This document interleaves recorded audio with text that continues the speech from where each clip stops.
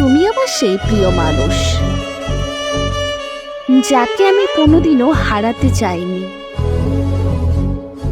দেখো, তবু আমাদের মাঝে আজ পাহাড় সমান দূরত্ব।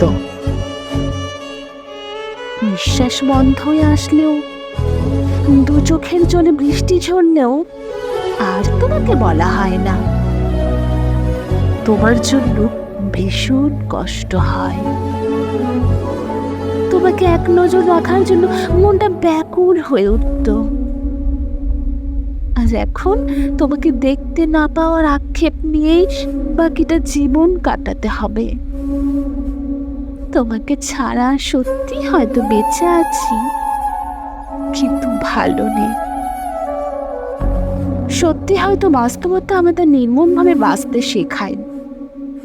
তবুও বলবো, ভালোবাসা সত্যিই সুন্দর।